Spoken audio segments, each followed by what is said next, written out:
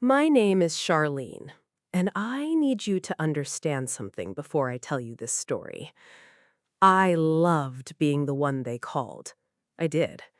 When Mama couldn't make rent, I sent it. When my sister needed her car fixed, I paid the mechanic. When my brother wanted to take his wife to Destin for their anniversary, I gave him my card and said, "Enjoy it." And the whole time, every single time, they were using my accounts, my credit, my good name to build a life I wasn't invited to. The day they sent me an invoice for a birthday party I wasn't told about, I became very, very quiet. And that quiet, that was the loudest thing that ever happened in my family. I'm the oldest of four. Mom raised us in Lithonia, Georgia, just east of Decatur if you know the area. Daddy left when I was 12, and he didn't leave a forwarding address, and he didn't leave a dollar. So from that day forward, I became the one. The one who made sure homework was done. The one who walked my sister Tanya to the bus stop because the boy on Clayton Avenue kept bothering her.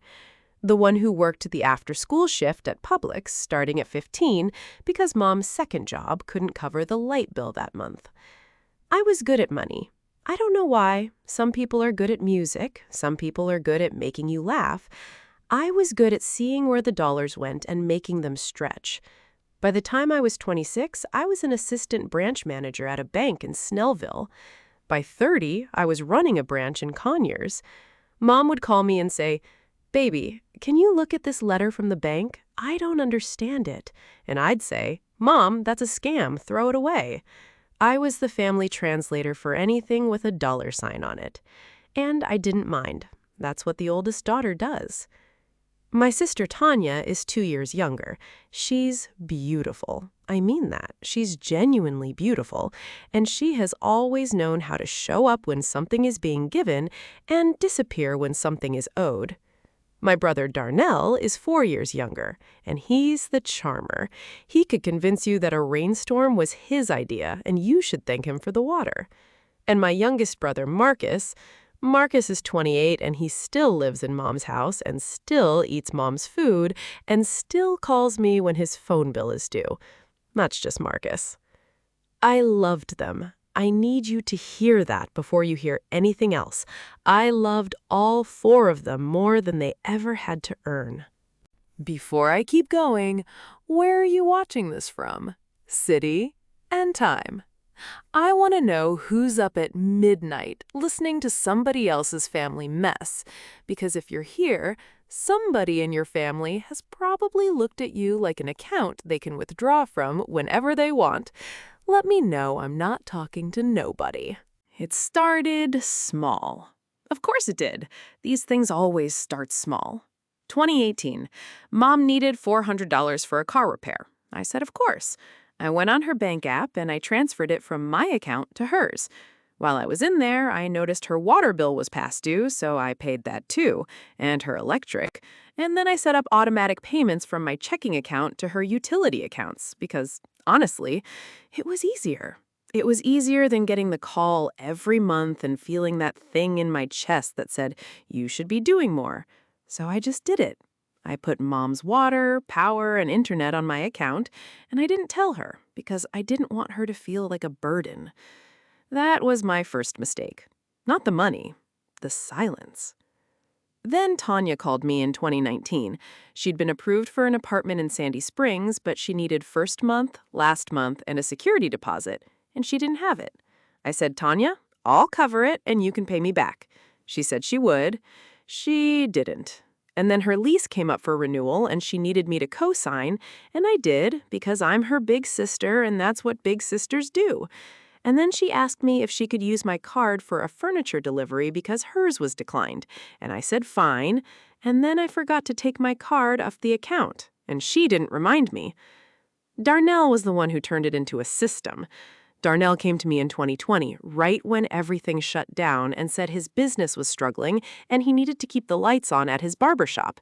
I gave him $3,000. then another $2,000. Then I said, Darnell, let me just put the shop's electric and insurance on my business account so you can breathe. And he said, sis, you're a lifesaver. And he meant it. I believe he meant it. But meaning it and paying it back are two different currencies, and Darnell has always been rich in the first and broke in the second. And Marcus. Baby Marcus.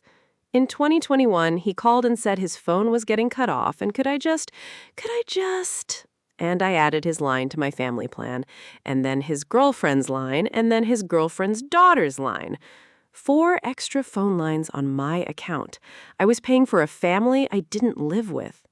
By 2022, I was carrying Mom's utilities, Tanya's apartment rent and furniture, Darnell's shop insurance, and 2 of his supplier accounts, and 4 phone lines for Marcus's household.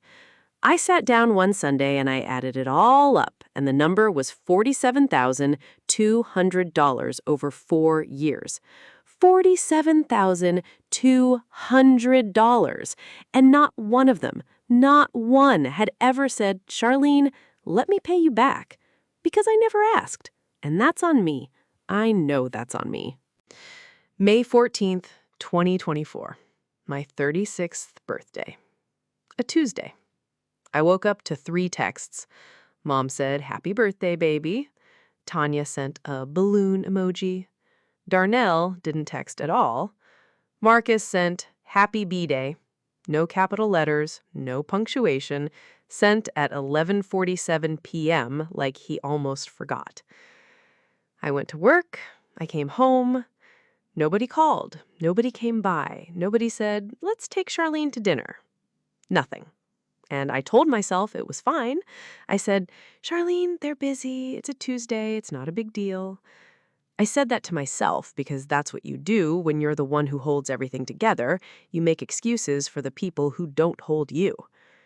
Then at 9:14 that night, I got an email from Tanya. Subject line, birthday party contribution. I opened it, and there was a Venmo request for $275 with a note that said, your share of the yacht rental for Darnell's 34th birthday party this Saturday. Darnell's birthday. Not mine. Darnell's. My brother's birthday was 3 weeks after mine, and they had planned a yacht party on Lake Lanier, and they were splitting the cost among the family, and I was on the list under family contribution along with everyone else. Not sister, not guest, not the person who has been paying your bills for 6 years. Contribution, like a line item, like a subscription. And underneath the Venmo request, Tanya had written, we know you'll come through. You always do. Emoji. I stared at that emoji for a long time, that little heart smile, like it was cute. Like asking me to fund a party I wasn't even invited to plan, a party for my brother 3 weeks after they forgot mine, was cute. I became very, very quiet. I am a bank branch manager. I look at people's finances all day. I know exactly what I mean to this family. I am a payment method with a heartbeat. They don't call me because they miss me. They call me because something is due. Here's what they don't understand, and maybe they never will. When you grow up the oldest daughter in a house where the daddy left and the mom worked 2 jobs, you don't just become responsible, you become invisible. You become the person who makes sure there's food and the lights are on and the homework gets done and nobody sees you fall apart, because if you fall apart, who's holding it all together? That was me from 12 years old. That was me every single day. And then you grow up and you're still that person, but now they don't even see you as a person anymore. They see you as an account, a recurring payment, a password they keep in their phone under Charlene next to the electric company and the water company. You are a utility. You are a bill they never have to pay. And the worst part, the part that still sits in my chest like a stone, is that I let them. I let them because I thought love meant never making someone feel like they owed you.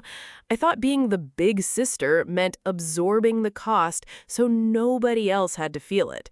And maybe it does, but not forever.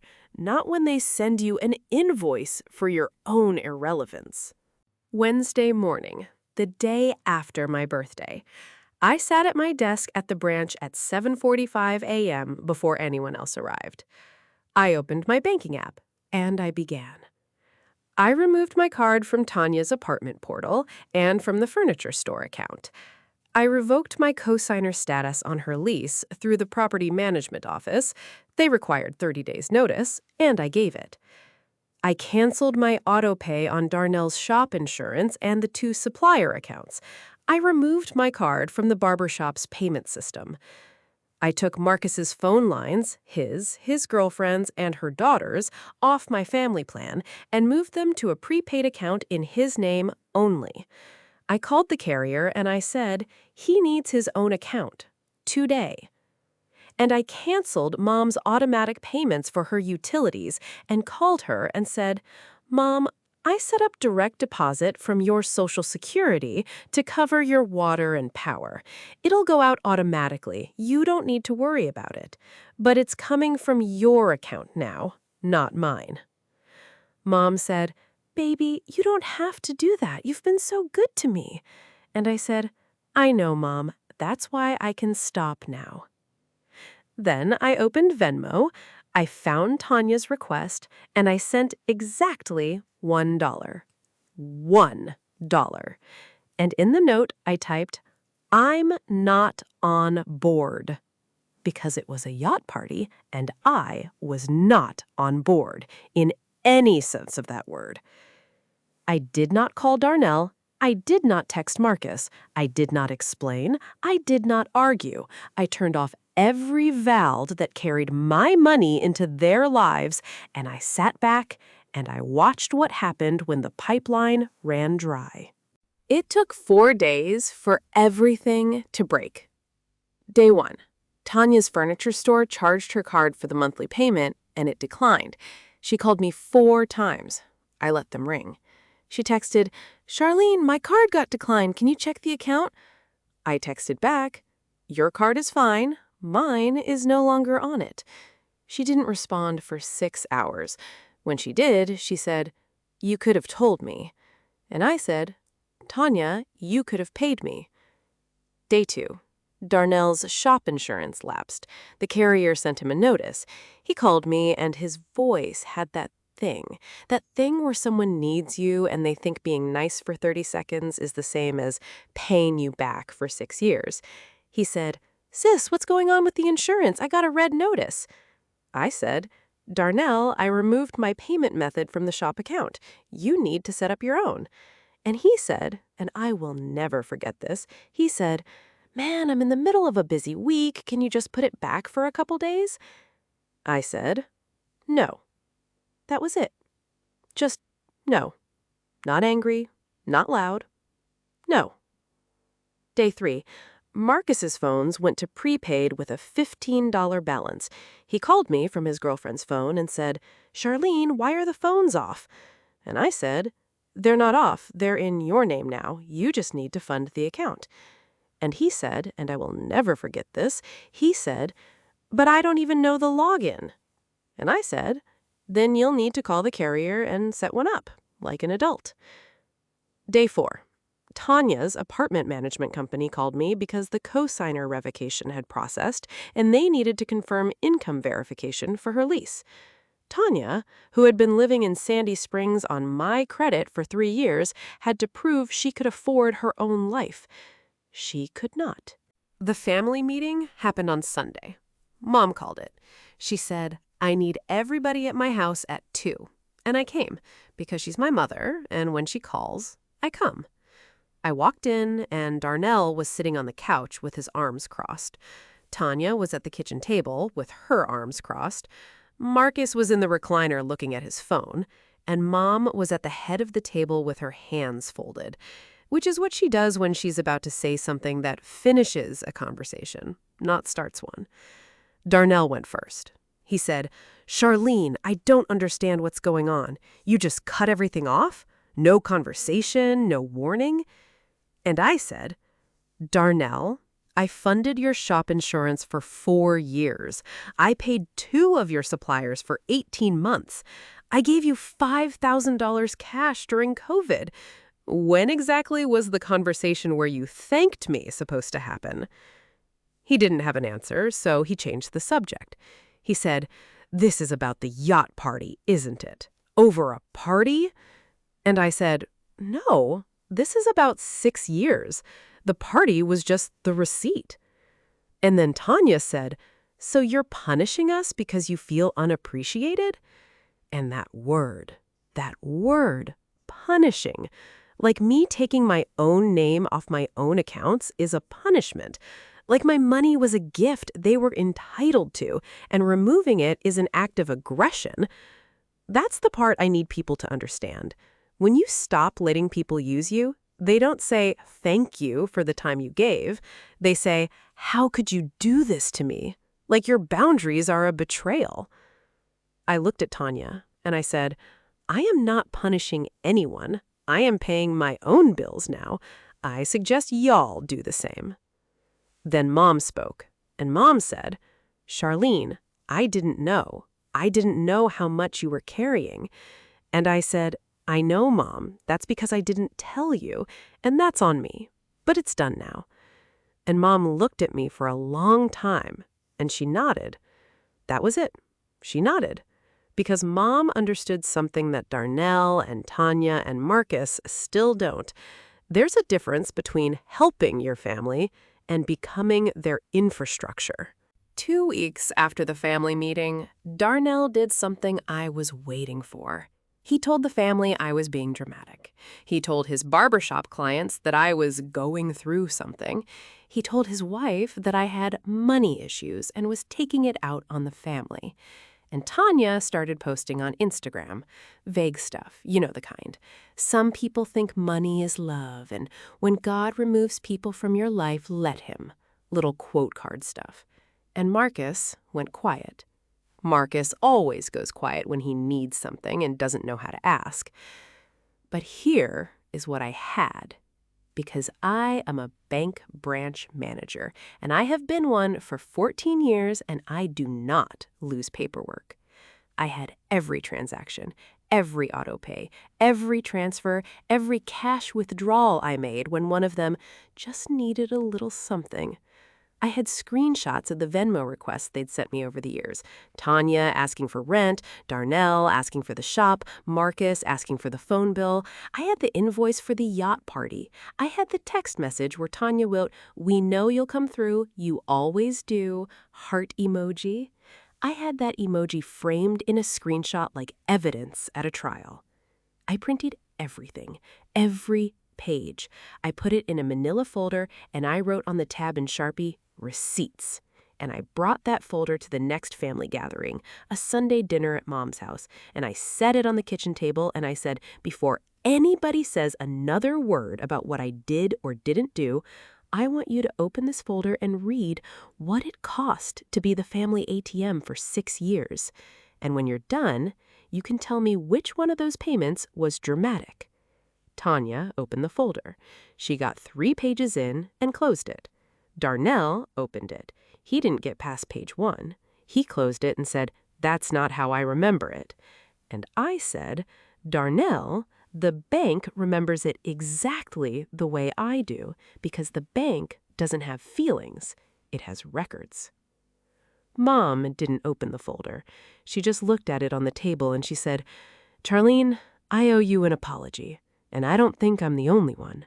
And then she looked at Darnell, and she looked at Tanya, and she looked at Marcus, and none of them could look back. Here is what happened next. Not because I made it happen, because the universe has a way of settling accounts when you stop being the one who pays them. First, Tanya had to move out of her Sandy Springs apartment because she couldn't produce the income verification. She moved in with a friend in Lawrenceville. She still owes me $7,800 in rent and furniture payments that she has never mentioned and I have never chased. but I have the records. And I don't need the money. I need her to know that I know. Second, Darnell's shop insurance lapsed for real this time. No Charlene to catch it. He had to pay a reinstatement fee and a higher premium because he had a gap in coverage. He also had to set up payment plans with both suppliers I'd been paying. His cash flow, which had always looked healthy because someone else was covering his fixed costs, suddenly looked like what it actually was: a barbershop in Conyers that clears maybe $4,000 a month on a good week. Darnell's life looked rich because it was subsidized by me. Without me, it was just real. Third, Marcus had to get his own phone plan. His girlfriend had to get her own. Her daughter's line went to a basic prepaid. Marcus called me 2 weeks later and said, "Charlene, I didn't realize how much you were paying." And I said, "Nobody ever does, Marcus. That's the whole point." Fourth, the yacht party. Darnell's birthday celebration? Without my $275 contribution and without my card on any of the vendor accounts, the charter company sent a balance due notice to the group. Tanya had paid her share, 2 cousins had paid theirs, but there was a gap, a Charlene-shaped gap, and Darnell had to cover it himself.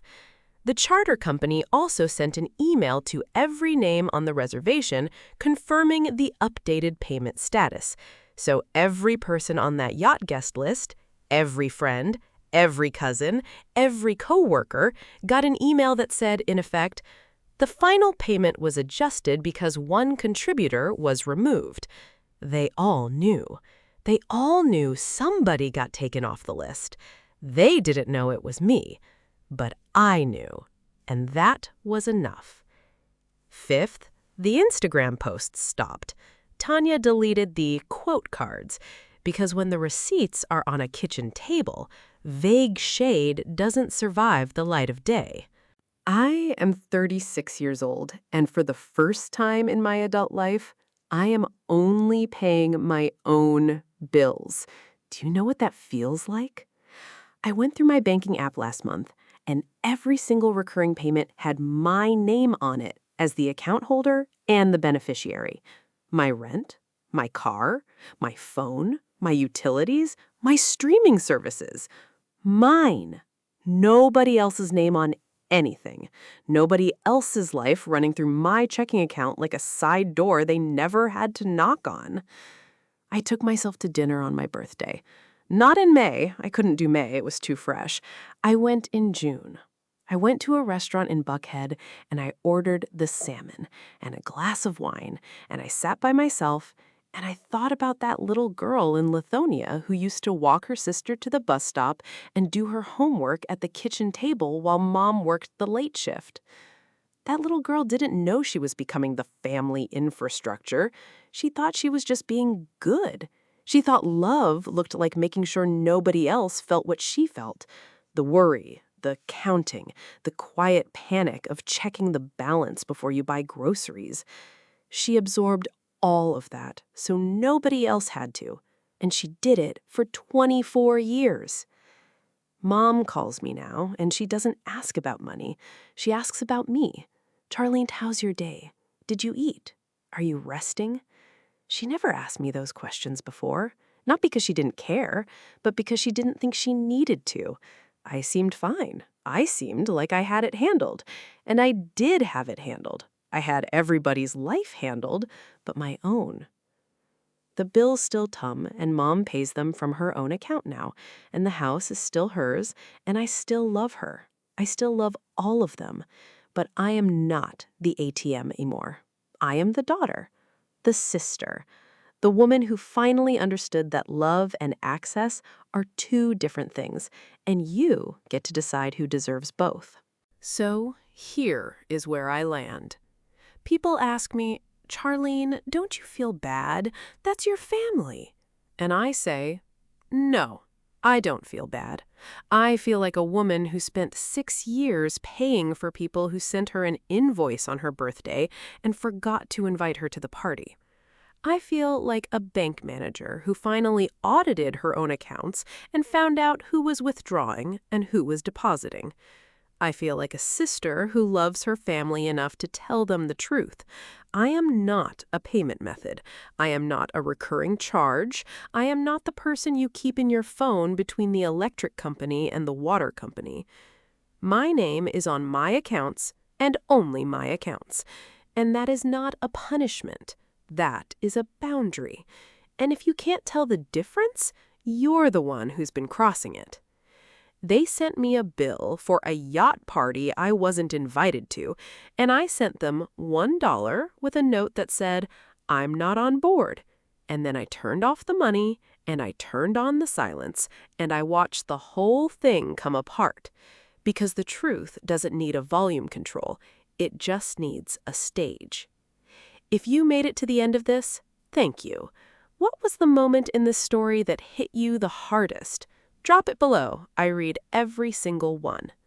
Subscribe to Karma Delivered. Every story on this channel is true in the ways that matter. And Karma, she always, always finds her way. Stay solid.